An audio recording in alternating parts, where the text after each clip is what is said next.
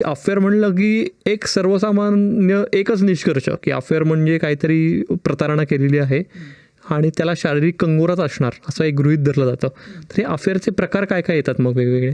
आता वेगवेगळे प्रकार जर आपण बघितलं की एक भावनिक म्हणजे इमोशनल अफेअर की ज्याच्यामध्ये जोडीदाराकडनं आपल्या भावनेचा आदर केला जात नाहीये, की तिला काय वाटतंय त्याला काय वाटतंय हे माहितीच नाहीये दोघांनाही. तर तिथे की आपल्या ज्या काही भावना आहेत त्या परिपूर्ण होत नाही आहेत आणि मग दुसरी कुठली तरी व्यक्ती जी आहे की जी आपल्याला समजून घेते असं वाटलं की मग अरे आपल्या आवडीनिवडी त्याच्या आवडीनिवडी अगदी सारख्या आहेत.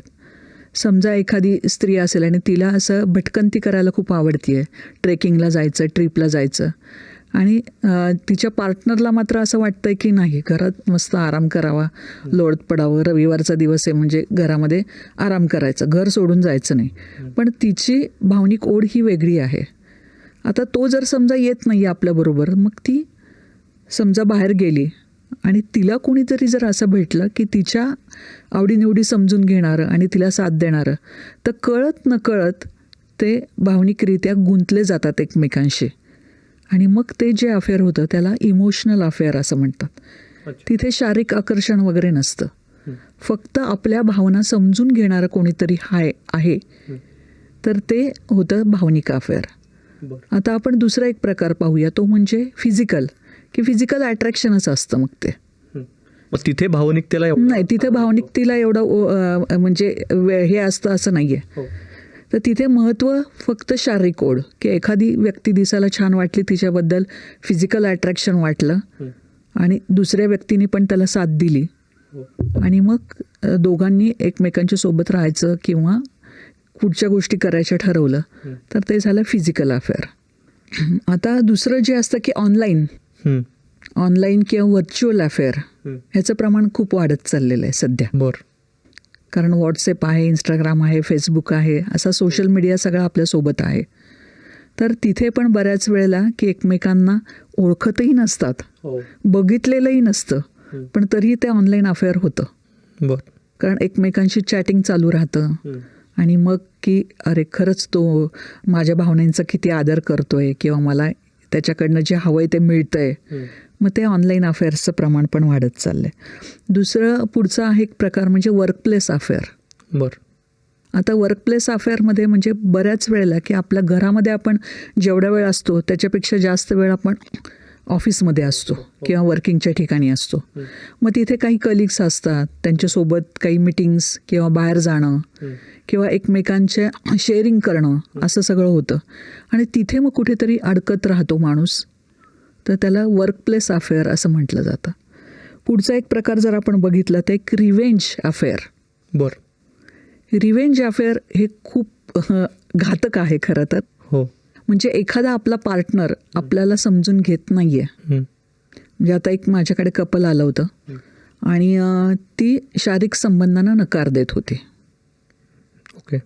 की तिचं म्हणजे तिला नाही आवडत आहे त्या सगळ्या गोष्टी आणि मग आता तू नाही म्हणतीयस ना, तर मग मी करणार दुसरीकडे. आणि मग ते रिव्हेंज अफेअर केलं त्याने.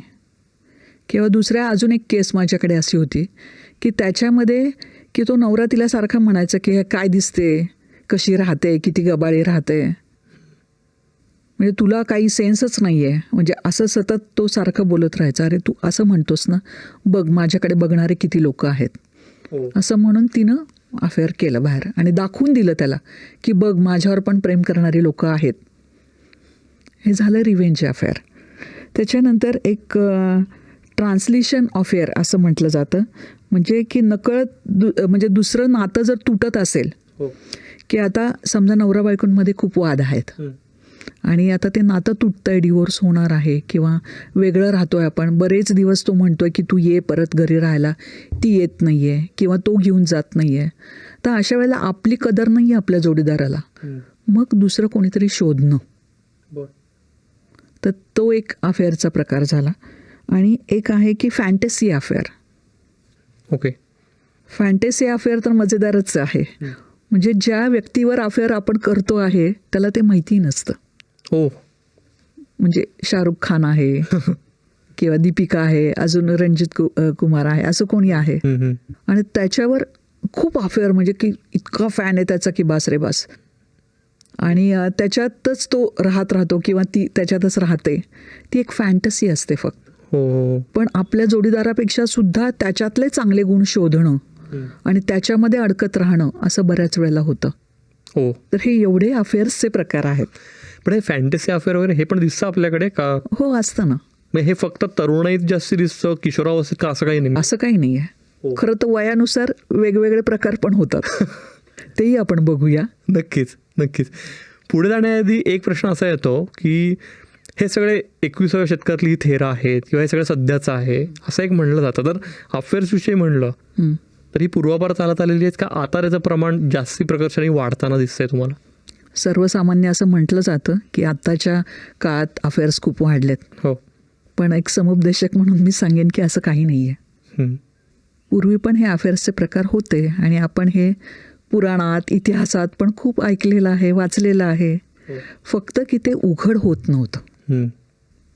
जे काही असायचं ते चोरी छुपे चालायचं, कारण तेव्हाही भावनिक आधार कोणाचा तरी लागायचा. पण इतकं उघडपणे नव्हतं की जे आत्ता आहे. आत्ता जे सोशल मीडियावर की अगदी प्रदर्शित केलं जातं किंवा त्याच्यामुळे ते लगेच सापडतं पण की आहे ह्याचं. तर बऱ्याच वेळेला की एखाद्या आपल्या दुसरं कोणी मित्र असेल, शेजारी असेल, त्याच्यावर पण अफेअर्स असण्याचे प्रमाण होते आधी, पण फक्त ते उघड होत नव्हते. आणि आत्ताच्या काळामध्ये ते उघड होत आहेत किंवा आता त्याच्याबद्दल वेगळं काही वाटत नाहीये. असं आहे की त्यावेळेला की खूपच मोठा अन्याय केलेला आहे, समजा ते उघड झालं तर खूप मोठा पाप केलेला आहे असंही समजलं जायचं. बरोबर. आता तेवढं त्याच्याकडे बघण्याचा दृष्टिकोन बदललेला आहे. म्हणजे हे पूर्वीपासूनच आहे, फक्त आत्ता ते उघड होतं आहे. ओके.